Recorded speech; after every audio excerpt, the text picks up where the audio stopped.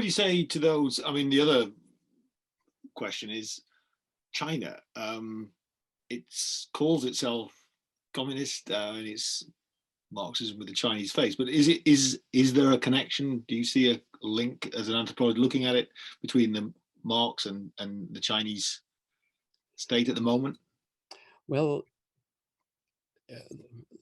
one interesting thing which most people won't know is that Chairman Mao and others read Marx and were deeply influenced by Western Marxism.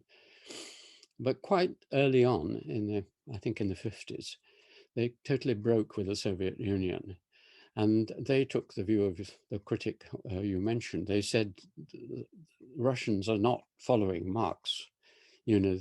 Their view, I mean, one great difference obviously was that Marx said that revolution would start among the intelligentsia, and the Chinese revolution was based in the countryside.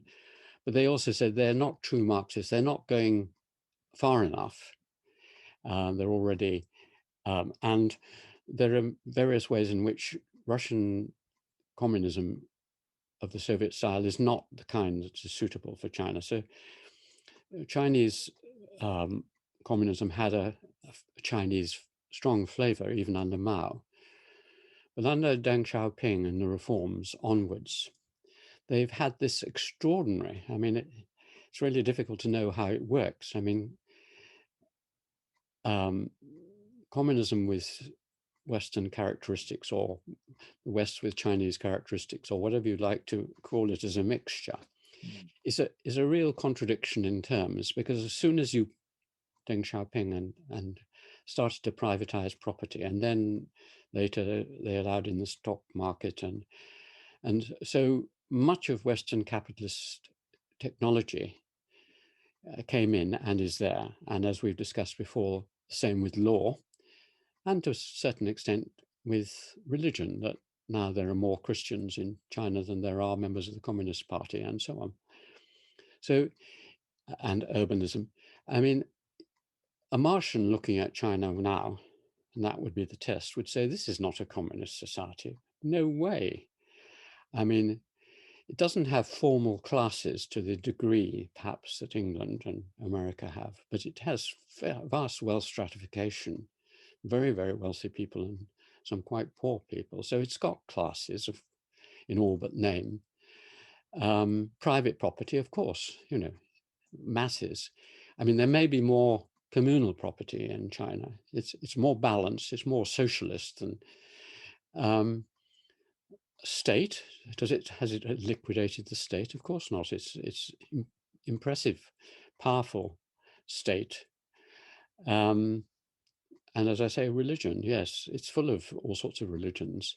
So looked at from Mars, it's a hybrid. And that, of course, is what we really have to consider almost all civilizations and societies are now.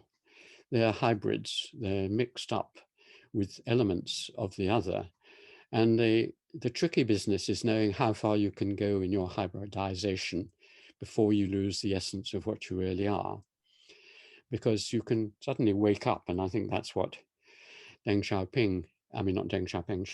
Jinping has been wrestling with. You can wake up one morning and find that you are no longer living in a communist society at all. Your educational system has been taken over by the West. Your law is Western. Your economics is Western. The calls for democracy. And if you believe that there is something special that you have preserved from the past in your system, which is different from the West, then you need to push back against it and preserve something. Otherwise, it's not confined to Xi Jinping. I mean, in America, you find the same tendencies. Here with the whole sort of Brexit and other movements, you find the same thing. People pushing back and saying, we're becoming too European, we're becoming too American, the French against Americans and so on. So it's a tendency of this hybridization and then the reaction against it.